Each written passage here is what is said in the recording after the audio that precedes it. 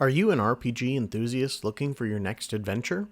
Or just looking for some new hero and enemy miniatures to add to your current campaign? Or are you searching for a new army to wow your wargaming buddies? Well, look no further than today's creator spotlight, Archvillain Games. They are one of the 3D miniature creators I am basically a permanent subscriber of. From heroic knights to fearsome creatures, from grunts to mechs, they have options for everyone, players, painters, and collectors. So sit back and let's take a closer look at Archvillain Games. Hello and welcome back to Getting Handsy. Today I'm hoping to start a new monthly type of video for me. I subscribe to a number of creators each month, but rarely get to print any of their models, let alone paint them. So I've decided that I'm going to try to showcase a new creator each month, which will let me print and paint some models I wouldn't normally. I'm going to try to stick to creators who have an active monthly subscription that I can acquire, and who are mainly miniature or wargaming focused, at least at first. My goal is to show off the awesome creators that are in this 3D printing space. So if you have any favorite creators, let me know down in the comments and I'll add them to my list.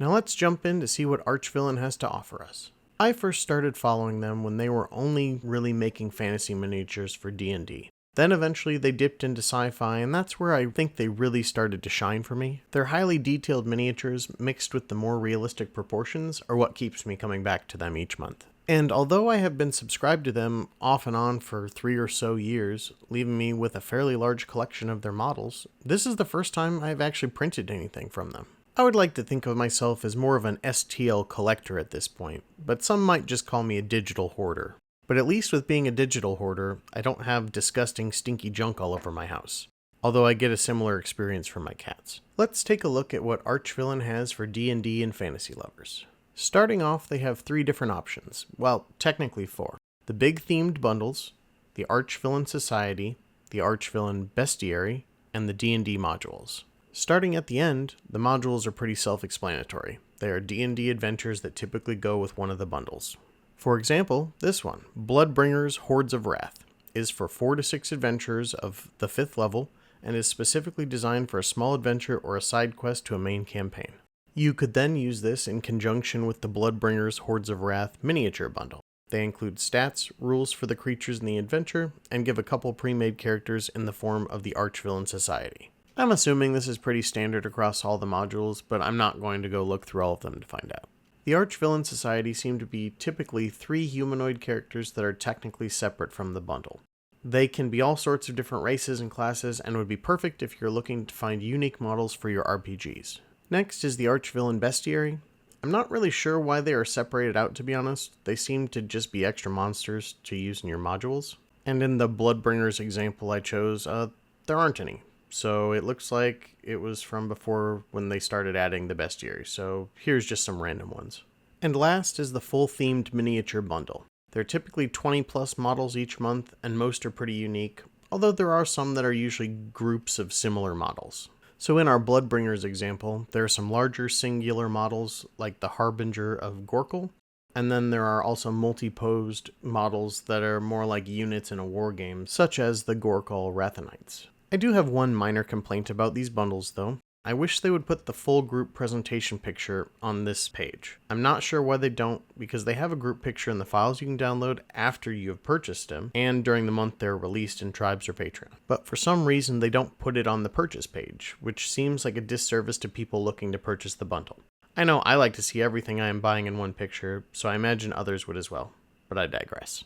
Now you can buy each of those items separately for a decent chunk of change, or Archvillain has a couple different options for fantasy monthly subscriptions. The first option is $10 to just get the Fantasy Villain tier, which includes the miniature bundle, the Archvillain Society, and the Archvillain Bestiary. Oh, also like a lot of other subscriptions, you get a welcome pack called the Sinister Vault, which has a bunch of random stuff in it that you get as well. The second option is to pay $14 to get all of that, plus the D&D module each month. If you're just looking for the D&D module and nothing else, they also have that as an option for $5 a month. But what if you aren't interested in fantasy miniatures or D&D?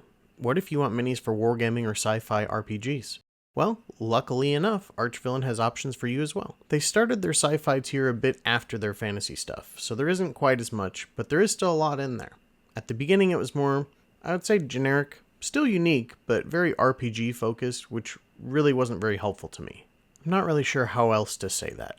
But lately, they have gone pretty hard towards wargaming specific, either proxies or one-page rules type armies. There are more units, vehicles, and then more like unique heroes, which I greatly appreciate.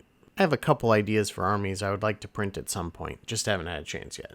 As for a sci-fi example, here we have Blind Faith, the Ardir Syndicate. As with the fantasy side, I had to dig through for a full release pick, but here you go. You have these units of soldiers at the bottom, then flanked by the larger, more menacing machines, and like a hero centerpiece up top. Cool stuff. There isn't really anything extra to talk about with these though, it's just the main themed miniature bundle with 20 plus models. They're the same quality as the fantasy side, just with the sci-fi theme. And again, you can buy the bundles or models separately for a lump sum, or you can just get the current monthly sci-fi models only tier for $10 per month.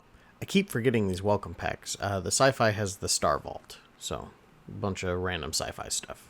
There is one last tier though, and it's the one I have. It is by far the best deal. It is called the Omniversal Archvillain tier, and it includes the Fantasy Bundle, Archvillain Society, Bestiary, Module, and Sci-Fi Bundle, all for just $20. If you are looking to expand your STL hoard, it gets you a lot of miniatures for the cost of a couple coffees or energy drinks. One final thought, if you're a subscriber, you get at minimum a 50% discount on past models. So you could always sign up for a month, get that current month's miniatures, then go stock up on older models if you're looking for something specific, and cancel before the next month comes due.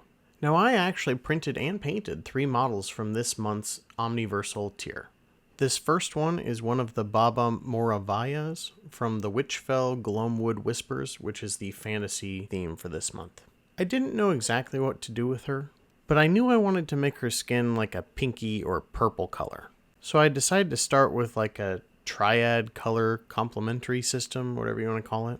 And it's not exactly perfect, and I just kind of winged it as I went, but so I went with like the pink, and then like this green, and then a yellow. Regarding the model itself, I printed it just how they sent it pre-supported, and I think it came out basically perfect. The only problem I had is that it's got a bunch of fiddly bits on it, and my cats like to knock things over, and at some point I think they broke a spoon off that I have no idea where it went. So that is, I mean, it's fine for me. I'm not too worried about it, but there are small bits on it to break off. Next, I did this Minotaur looking guy called the Beastbinder Crone from the Bestiary.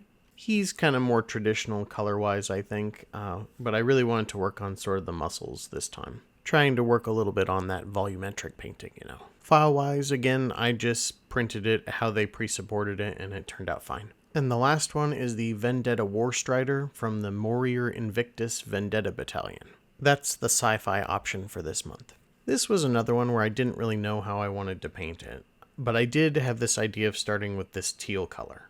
Then I went with kind of this orange as a complementary color, but then I kind of threw it all off with this blue, although there is teal under the blue. For the most part, I think this model printed out great. I just had 2 minor issues with some supports failing, and I don't think that's necessarily their fault. I think that's mostly on me and my settings. But it's this gun right here, and then this little knob at the top of the antenna. But it's not that big a deal, and I'm not too worried about it. I'll just call it battle damage and move on.